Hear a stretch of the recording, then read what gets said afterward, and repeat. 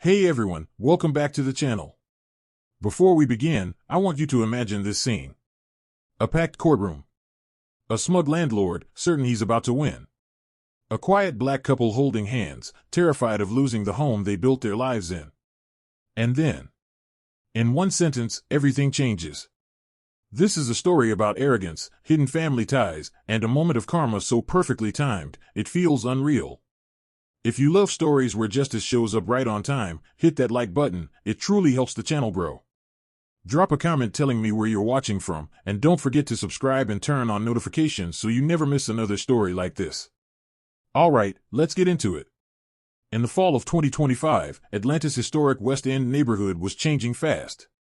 Tree-lined streets once filled with families and longtime residents were now dotted with construction crews, luxury renovation signs, and investors walking around with clipboards and dollar signs in their eyes. What had once been a close-knit community was becoming prime real estate. On Oak Street stood a modest, 4-unit brick apartment building. Nothing flashy, just solid, lived in, and full of memories. That building was owned by Victor Langford. At 52 years old, Victor was a real estate speculator who prided himself on maximizing profit. In landlord forums, he was known as aggressive, unapologetic, and ruthless. He preferred short-term tenants, frequent rent increases, and quick evictions.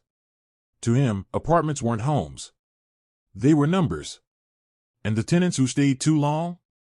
They were problems. Victor's biggest problem was Marcus and Denise Reynolds. A black couple in their late 50s, Marcus and Denise had lived in the ground-floor 2-bedroom apartment for 15 years. Marcus was a retired mechanic who still worked part-time at a neighborhood auto shop. Denise was a nurse at Grady Memorial Hospital, known for pulling double shifts during flu season and checking on neighbors after work. They raised 3 children in that apartment, kids who grew up doing homework at the kitchen table, playing in the courtyard, and eventually graduating college. They paid rent on time. They kept the apartment immaculate. They hosted block barbecues. They helped elderly neighbors with groceries. Everyone knew the Reynolds. And that was exactly why Victor wanted them gone. Victor had bigger plans for Oak Street. Luxury renovations. Short-term rentals. Triple the income. But long-term tenants like the Reynolds stood in the way. So Victor began what he called encouragement. Sudden repair notices. Construction noise at odd hours. Maintenance requests that mysteriously took weeks to address. When Marcus emailed about a leaking pipe that went unfixed for days, Victor's reply was short and cold. If you're unhappy, you're free to move. Then, in September 2025, the notice arrived. Anoka's eviction. 60 days to vacate. Perfectly legal under Georgia law for month-to-month leases, which theirs had quietly rolled into years ago. Marcus stared at the paper in disbelief. Denise sat down slowly, hands shaking. Housing prices had exploded. Comparable apartments were far beyond their fixed income. This wasn't just an eviction, it was displacement. But instead of packing up, they fought back. With help from legal aid, Marcus and Denise challenged the eviction, claiming bad faith and harassment.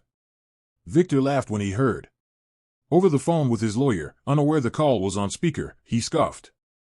Evict this black family now. I'm done playing nice. A colleague in the room overheard it. And later, testified. Victor pushed for a fast court date, confident the law was on his side. To him, this was routine. To Marcus and Denise, this was everything. The hearing was set for December 15, 2025, at the Fulton County Courthouse. The courtroom filled early. Neighbors showed up in quiet support, wearing handmade buttons that read "Save Our Homes." Victor arrived in a tailored suit, confident and relaxed, chatting with his attorney as if this were already over. Marcus wore a crisp button-down. Denise wore a soft floral dress. They held hands. Then the bailiff announced, "All rise." The judge entered. Judge Elena Reynolds. Mid-40s. Calm. Poised. Known for fairness and a sharp legal mind. A former public defender who had risen through the ranks to the Superior Court bench. She took her seat and reviewed the docket. For a fraction of a second, barely noticeable, she paused. Then composed herself. "Be seated. Case of Langford versus Reynolds." Victor stood first. "Your Honor, the tenants are holdovers." Proper notice was given. I require immediate possession of the property to proceed with lawful renovations. I request eviction today. His tone was impatient. Entitled. When the defense presented evidence, emails, maintenance logs, witness statements, Victor interrupted.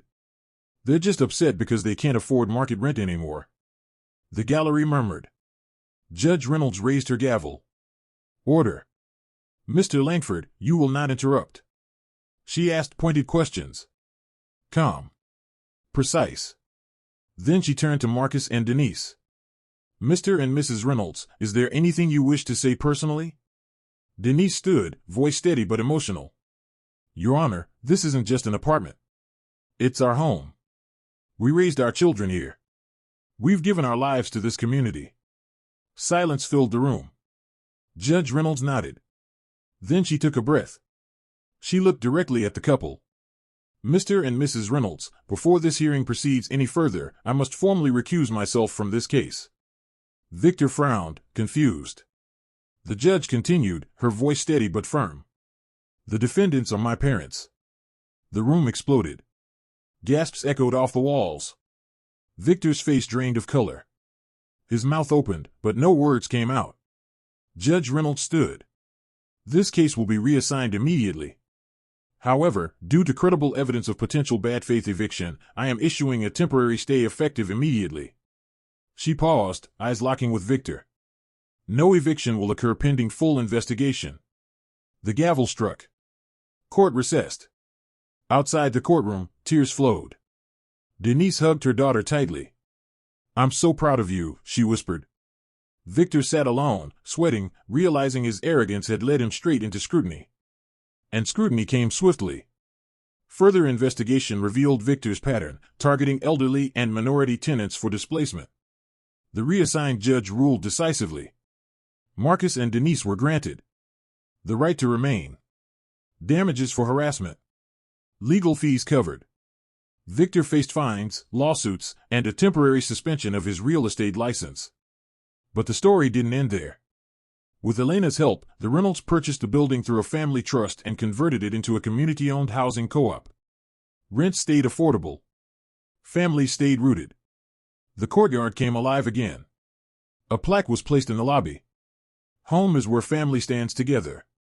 Years later, Elena would visit often. She'd joke. Mom, Dad, rent's due. They'd laugh and hand her a plate of homemade peach cobbler. This story reminds us.